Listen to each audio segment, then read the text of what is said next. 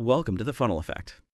Today, we're doing a deep dive into something quite fascinating, really, a kind of hidden electrical issue in the heart. We're looking at ventricular pre-excitation, specifically when someone doesn't have any symptoms at all. Our source material for this discussion is primarily drawn from excerpts of a review article titled Approach to a Patient with Asymptomatic Pre-excitation. It's authored by Pavel Antiparovich, Alan Skeens, George Klein, and Anthony Tang, and it was published in the journal Heart back in 2023. So our mission today is really to walk this, delicate tightrope. It's partly medical, partly ethical. We're talking about folks whose ECG shows this pattern, which flags a potential, albeit rare, risk of sudden cardiac death, but they feel completely normal. And the big question, the central conflict is, who actually needs an invasive procedure like ablation to fix it, and who can we just safely watch? It's a really interesting area, because we're essentially talking about intervening preemptively to get rid of a risk that's actually, statistically speaking, very low. And to do that, we introduce an immediate risk from the procedure itself. The data, when you look at it, shows that the risk from the intervention, the ablation, can often be pretty similar to, or sometimes even higher than, the yearly risk of the bad outcome we're trying to prevent. That's really the heart of the dilemma, isn't it? That really sets the stage. I mean, the source material mentions this ECG pattern shows up in about, 1 in 1,000 people? That's the estimate, yes. Surprisingly common when you think about it population-wide. So if only a tiny fraction of those are truly at high risk, you've got this huge group of otherwise healthy people suddenly dealing with this potential electrical time bomb. Exactly. And because that risk is so small, but the consequence, sudden cardiac death, is so, catastrophic, the decision isn't just up to the doctor. It really demands very careful risk stratification. We need to use all the tools we have to figure out if it's a low-risk pathway or a high-risk one. And then critically, it involves a really detailed conversation with the patient. Shared decision-making is key here. Hashtag IOA. Defining ventricular pre-excitation and the WPW syndrome. Okay, so let's start with the basics. If someone is asymptomatic, the first clue is the ECG, right? Yeah. What exactly are we looking for on that ECG strip that screams pre-excitation? Right. The ECG is where it usually starts. There are two classic signs, and they both point to the electrical signal taking a detour, bypassing the normal controls. First, you look at the PR interval. That's the time from the start of the atrial signal to the start of the ventricular signal. In pre-excitation, it's noticeably short. The signal is getting to the ventricles faster than it should. And second, you see the delta wave. This is probably the most characteristic visual cue. It's a sort of slow, slurred upstroke right at the beginning of the QRS complex. Okay. That slurring represents the ventricle starting to activate early, prematurely, because of that bypass tract. And that bypass tract, that's the accessory ventricular pathway, the AP. Can you give us an analogy for that? Sure. Think of the heart's normal electrical system, the AV node, the His-Purkinje system, as the main highway for the electrical signal to get into the ventricles. The AV node, crucially, acts like a traffic light, or maybe a toll booth. It deliberately slows the signal down. This is important. It makes sure the atria finish contracting before the ventricles start. An accessory pathway? That's basically an extra electrical road, like a shortcut or a back alley, connecting the atria directly to the ventricles. It completely avoids that AV node traffic light. Okay, so the electricity takes the shortcut, gets their early short PR, and activates a bit of the ventricle prematurely, causing that slur delta wave. You've got it. Now, it's really important how these pathways conduct electricity. We classify them based on direction. About 60 to 75% are what we call manifest pathways. Manifest means they conduct electricity forward or antegrade from the atria down to the ventricles. These are the ones that create that classic pre-excitation pattern on the ECG, the short PR and delta wave. And the others? The others are concealed. These pathways can only conduct electricity backward or retrograde from the ventricles back up to the atria. And this is key. Because they can't conduct forward, they don't cause the short PR or the delta wave. They're invisible on a standard resting ECG. So you wouldn't even know they're there unless they participate in a specific type of fast heart rhythm called atrioventricular reentrant tachycardia, or AVRT. They can cause rhythm problems, yes, but they don't show up on the baseline ECG. That makes sense. So the concealed ones, while they can cause annoying tachycardias, they don't carry that same rare but serious risk of SCD we're worried about with the manifest ones, because they can't rapidly drive the ventricles. Exactly right. They don't provide that dangerous forward shortcut during something like atrial fibrillation. And speaking of rhythm issues, just to clarify the terminology, The term Wolff-Parkinson-White syndrome, or WPW syndrome, historically refers to having both the pre-excitation ECG pattern and documented episodes of tachycardia. It's really important to stress, though, that just having the ECG pattern doesn't automatically mean you have the saccathandrum. Many people with the pattern never develop any fast heart rhythms. They remain asymptomatic their whole lives. And you mentioned some interesting data about age and symptom development. That seemed quite striking. Yes, that's a really powerful piece of information from cohort studies. They found that if you identify asymptomatic pre-excitation in someone under 40, about a third of them might eventually develop symptoms later on. Okay. But, and this is the kicker, if the pre-excitation is first discovered when the person is already over 40 years old, the risk of them ever developing symptoms later seems to be practically zero. In the studies reviewed, none of those individuals went on to develop clinical WPW symptoms. Wow. So finding this on a routine ECG in your 50s or 60s, that's actually quite reassuring, isn't it? The pathway seems less likely to cause trouble down the line. It provides a significant degree of reassurance, yes. It suggests the pathway has been electrically stable for a long time. Before we dive into the risks, though, we should just briefly mention there are some atypical pathways. Things like atriovesicular pathways, sometimes called Maheim fibers, or notoventricular pathways. Are these common? No, they're rare. But the important point the source makes is that they're generally considered less dangerous, and the reason comes down to how they conduct electricity. How do they differ from the typical accessory pathway, and what's their safety feature? Well, remember how we said the typical AP is like an open road with no speed limit? Yeah. These atypical pathways often behave more like the normal AV node. They exhibit something called decremental conduction. Decrement. Meaning, the faster the signals try to come through, the slower the pathway actually conducts. It has a built-in braking mechanism, just like the AV node. So if the heart rate speeds up, or if something like atrial fibrillation happens, these atypical pathways tend to slow down or even block the signals. They naturally limit the rate at which impulses reach the ventricle. Ah, so they have their own internal safety valve, preventing that super rapid conduction that leads to VF. Exactly. That decremental property is a crucial protective feature. It makes them much less likely to cause the catastrophe we worry about with the more common non-decremental pathways. Okay, let's focus on that catastrophe. We know AVRT is the most common arrhythmia, affecting maybe 80% of people who do get symptoms. But the real reason we're having this whole discussion about asymptomatic folks is the risk associated with atrial fibrillation, AF. The source says AF occurs in maybe 20% to 30% of people with WPW syndrome. Why is AF the big worry here? Why is that the link to sudden cardiac death? It all comes back to that bypass track and the lack of the normal safety break the AV node. Right. Explain that again. Why can a normal heart tolerate AF relatively well, but a heart with a manifest AP can't? Okay, think of AF like electrical chaos in the atria. Hundreds of disorganized impulses are firing off every minute. It's like a raging electrical storm upstairs. In a normal heart, the AV node acts like a gatekeeper or a filter. It blocks most of those chaotic signals, only letting a controlled number through to the ventricles, maybe 120 to 180 beats per minute. The ventricles are protected from that chaos. Right. Prevents the ventricles from being driven too fast. Exactly. But most manifest accessory pathways, they don't have that filtering ability. They're just wide open conduits. So when that atrial storm of AF hits, those hundreds of chaotic impulses can potentially flood down the accessory pathway directly into the ventricles at incredibly high rates, maybe 300, even 400 beats per minute. Wrong. When the ventricles are driven that fast, they can't contract effectively. They just quiver uselessly. That degeneration into ventricular fibrillation, VF, is the electrical event that causes the heart to stop pumping blood effectively, leading to sudden cardiac death almost immediately. So the AP doesn't just allow a fast rate, it allows a lethally fast rate if the atria go into AF. That's the critical danger. It's the speed of conduction down that accessory pathway during AF that determines the risk. And this brings us right back to that key statistic that underpins this whole management challenge.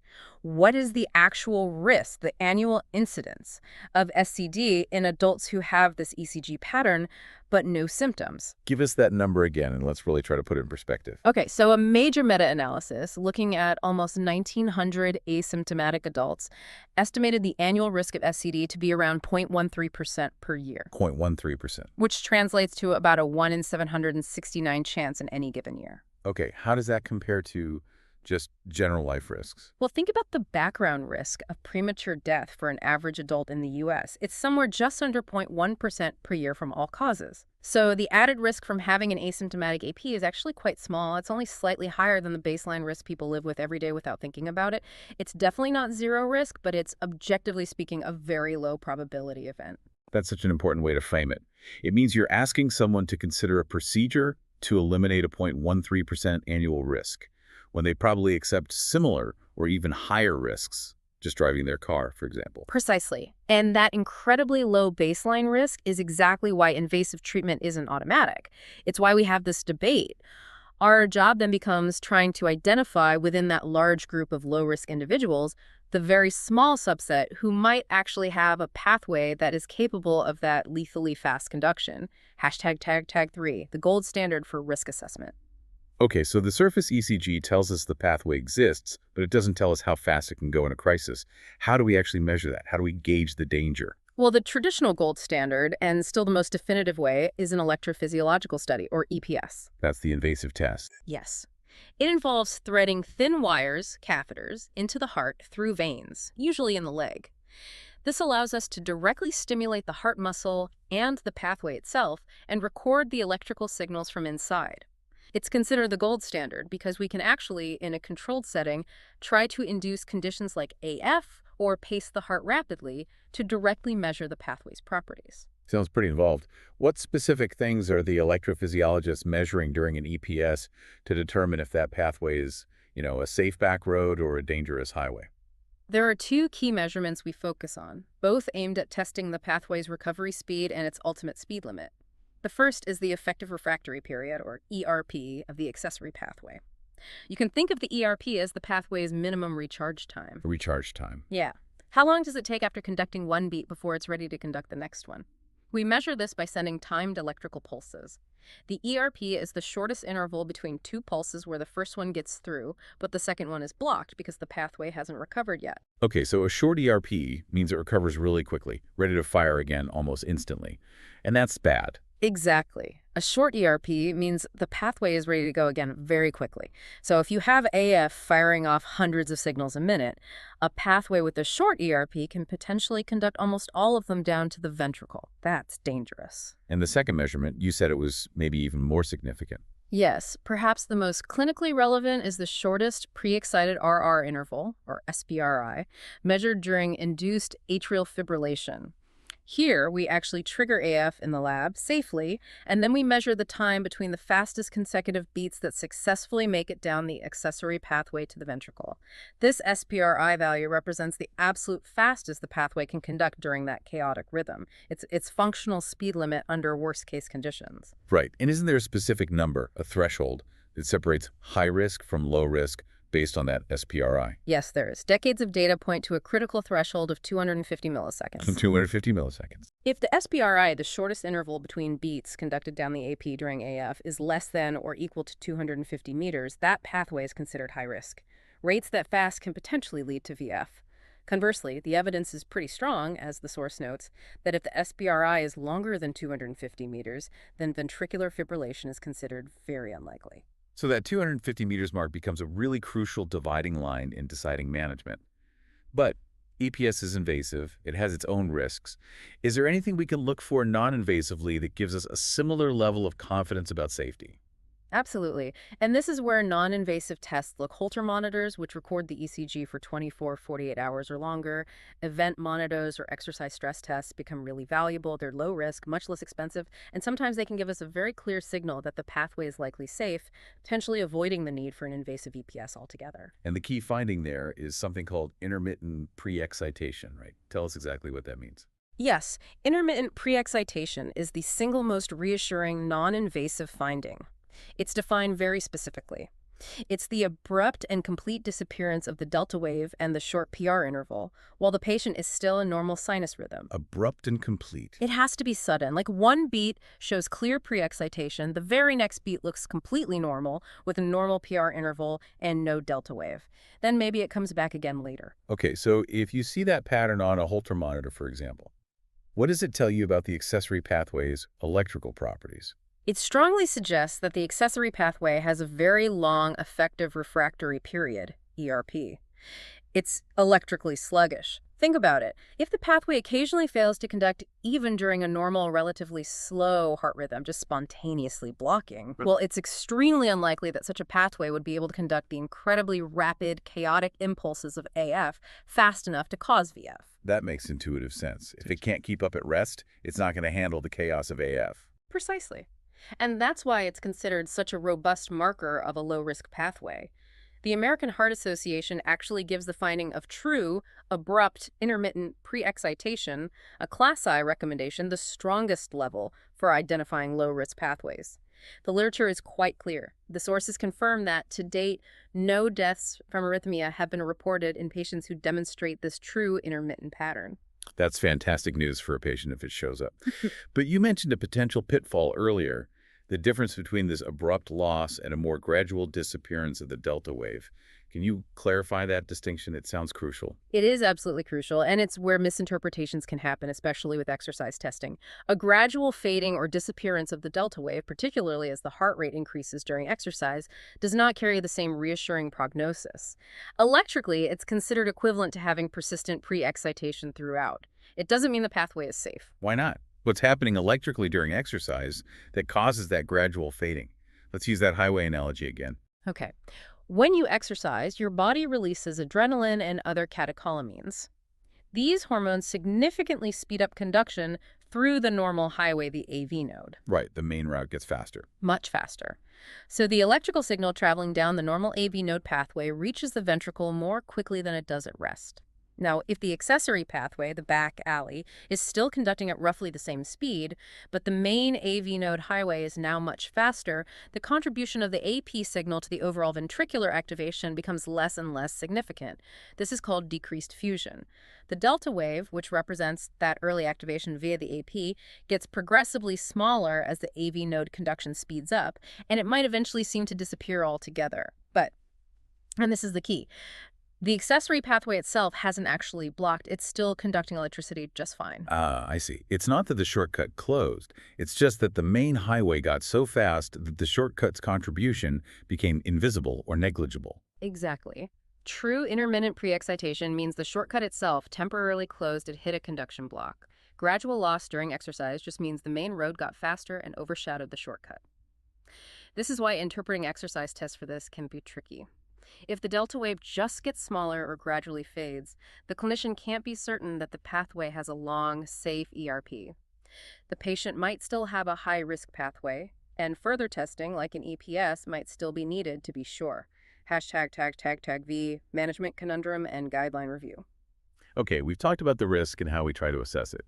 Now let's get into the management decisions. Yeah. When is intervention like ablation clearly indicated, and when do the guidelines leave us in that more uncertain territory? Well, the clear-cut cases are patients who've already had symptoms. Anyone with documented tachyarrhythmias related to the pathway, whether it's AVRT or especially pre-excited AF, should definitely be evaluated for and usually undergo catheter ablation. Their pathway has already proven it can cause trouble. Makes sense. But the real focus of our discussion is the asymptomatic patient. Even within that group, are there situations where the guidelines lean strongly towards intervention, even without symptoms? Yes, absolutely. The main exceptions are individuals in high-risk occupations or competitive athletes. Like pilots, bus drivers. Exactly. Pilots, commercial drivers, heavy machinery operators, police officers, firefighters, and also high-level competitive athletes. For these individuals, even a single unpredictable episode of rapid tachycardia or syncope could have catastrophic consequences, not just for them, but potentially for many others. The personal and societal stakes are just too high. So the guidelines are firmer for them. They are. The European Society of Cardiology, ESC guidelines, give EPS plus or minus ablation a Class I recommendation for these groups, meaning it's strongly recommended. The American Heart Association, AHA guidelines, classify it as Class II, meaning it's reasonable and probably advisable. While the wording differs slightly, the message is clear. Risk stratify these individuals thoroughly and strongly consider ablation to eliminate the risk. Okay. Now, what about everyone else? The average person, office worker, student, retiree, who finds this incidentally and feels fine. How do the guidelines approach them? This seems to be where the real decision-making challenge lies. This is exactly where the ambiguity comes in, and where that shared decision-making process is absolutely paramount. The guidelines from both major societies essentially say that for the general asymptomatic population, both watchful waiting, observation, and invasive testing treatment, EPS ablation, are valid options to consider. So they don't firmly recommend one over the other. Not firmly, no. For example, the 2019 ESC guidelines state that these patients may undergo EPS ablation, that's a Class 3 recommendation, but they also say that non-invasive evaluation followed by observation is a reasonable alternative, Class 3. And the AHA. The 2015 AHA guidelines put both approaches on even more equal footing. They give EPS ablation a Class 3 recommendation, reasonable, and interestingly, they give simple observation also a Class 3 recommendation. So basically the guidelines are saying, look, both paths are acceptable. You, the clinician, need to work with the patient to figure out the best course. That's a very good summary. They're acknowledging the low absolute risk, the procedural risks, and the importance of individual factors. The final decision needs to be tailored based on the best risk assessment we can get, plus a really thorough discussion about the patient's values, lifestyle, tolerance for risk, and anxiety levels. Right. Let's really dig into that trade-off now. Ablation offers a cure, potentially. What's the upside? How successful is it? Catheter ablation for accessory pathways is, thankfully, one of the real success stories in electrophysiology. Success rates are consistently very high, often reported as upwards of 95% in experienced centers. When successful, the procedure physically eliminates the accessory pathway, burns it, or freezes it. This means the electrical shortcut is gone, and the risk of rapid conduction during AF, and therefore the risk of SCD from the pathway, is effectively eliminated. The patient is cured of that specific electrical hazard. A 95% plus cure rate sounds incredibly appealing. Yeah. But there's always a but with invasive procedures. What are the risks on the other side of the equation? What could go wrong during ablation that gives us pause? This is the absolute crux of the decision for asymptomatic patients. Ablation is not risk-free. The most significant concern, the one that really drives this ethical balancing act, is the risk of inadvertently damaging the heart's normal conduction system, specifically the AV node or the nearby His bundle. And if that happens? If the AV node is significantly damaged during the ablation attempt, the patient develops AV block. This means the normal electrical signal from the atria can no longer reliably reach the ventricles. The immediate consequence is that the patient will require a permanent pacemaker to maintain an adequate heart rate. Okay. What kind of numbers are we talking about? How often does this happen? The published rates vary depending on the study, the era, and crucially, the location of the pathway being ablated. But the reported incidence of AV block requiring a permanent pacemaker generally falls somewhere between 0.17% and 2.7%. Let's just sit with those numbers for a second. 0.17% to 2.7%. We're talking about potentially causing lifelong pacemaker dependency in up to roughly 1 in 37 people undergoing the procedure. Yes. To prevent an annual risk of SCD that's around 0.13% or 1 in 769 per year. That is the stark reality of the trade-off. The immediate risk of a major life-altering complication from the procedure can be significantly higher, sometimes 10 or 20 times higher, than the annual risk of the catastrophe we're trying to prevent. And needing a pacemaker, especially if you're young and asymptomatic to begin with, that's not a minor thing, is it? Not at all. It's a major life event. Pacemakers require ongoing monitoring and management. The battery or generator needs replacing surgically every, say, 8 to 12 years on average. That means multiple future surgeries over a lifetime for a young person. And the leads, the wires that go into the heart, also carry long-term risks. They can fracture, get dislodged, become infected, or develop scar tissue around them, sometimes necessitating complex and risky lead extraction procedures years down the line. So the trade-off isn't just 0.13% SCD versus 2.7% AV block today. It's 0.13% annual SCD risk versus potentially decades of living with an implanted device and all its associated burdens. That's a much more accurate way to frame the lifetime implication for the patient. And importantly, that risk of AV block isn't uniform. It's much, much higher for pathways located anatomically close to the AV node. Which locations are riskiest? Pathways in the paraseptal region, right next to the septum, near the AV node, and the midseptal region are notoriously tricky. Ablating there carries the highest risk of collateral damage to the AV node. For these locations, the procedural risk might well be towards that higher 2.7% end, making observation a much more attractive initial strategy. Okay. Beyond AV block, what are the other, maybe rarer but still serious risks to ablation people should know about? Other potential complications, while less common, include cardiac perforation, making a hole in the heart wall, which can lead to bleeding around the heart, called cardiac tamponade. That's a medical emergency requiring drainage. There's also a risk of stroke or other thromboembolic events, especially when ablating pathways on the left side of the heart, which often requires puncturing the wall between the atria, a transeptal puncture. Clots can form on the catheters. And occasionally, depending on the pathway's location, there can be damage to nearby coronary arteries, particularly those running in the groove between the atria and ventricles or within the coronary sinus vein. So quite a list, even if the individual risks are small. Given all that, we need really solid reasons to push towards ablation in an asymptomatic person. We already talked about the EP criteria, that SPRI or ERP of 250 meters or less. What else from the EP study might tip the balance towards intervening? Well, another significant factor is if we can easily induce AVRT, that reentrant tachycardia, during the EP study. If the pathway readily participates in a sustained tachycardia circuit in the lab, it suggests it's electrically capable of causing clinical symptoms, even if the patient hasn't experienced them yet. That often lowers the threshold for ablation. Also, finding multiple accessory pathways is a red flag. The source material mentions this increases the odds of major arrhythmic events by about threefold, odds ratio 3.1. This situation is sometimes seen in patients with certain congenital heart defects, like Ebstein's anomaly. Okay, and one last point about the EP study itself. You mentioned sedation. Why is it so important to do these studies with minimal or no sedation? It's really critical for accurate risk assessment. We want to measure the pathway's true capabilities under physiological stress, not when it's suppressed by drugs. General anesthesia and even moderate sedation can significantly alter the electrical properties of the accessory pathway. They can slow its conduction speed or increase its refractory period. ERP. So they can make a dangerous pathway look falsely safe? Exactly. You could get a false negative. A pathway that might actually conduct very rapidly during exercise or with adrenaline could appear slow and benign under anesthesia. You might measure an SPRI of, say, 280 meters under sedation, decide it's low risk, but the true unsuppressed SPRI might have been 230 meters. That's a potentially dangerous misclassification.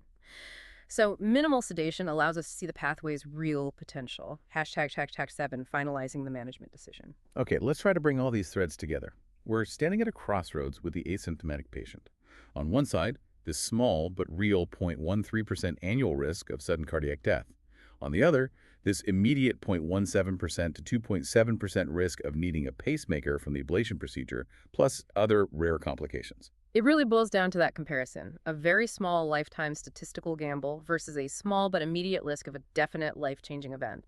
And as we discussed, the factor that often tips the scale, especially when the EP study results might be borderline or even indicate higher risk, is the anatomical location of the accessory pathway. Because location dictates procedural risk. Precisely.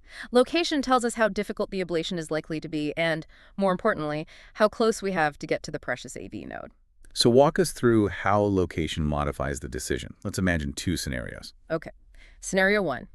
You do an EP study and you find a high-risk pathway, say the SPRI during AF is clearly fast, like 220 meters.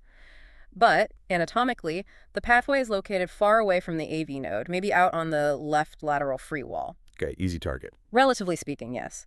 The risk of causing AV block when ablating way out there is very low, probably closer to that 0.17% end of the spectrum.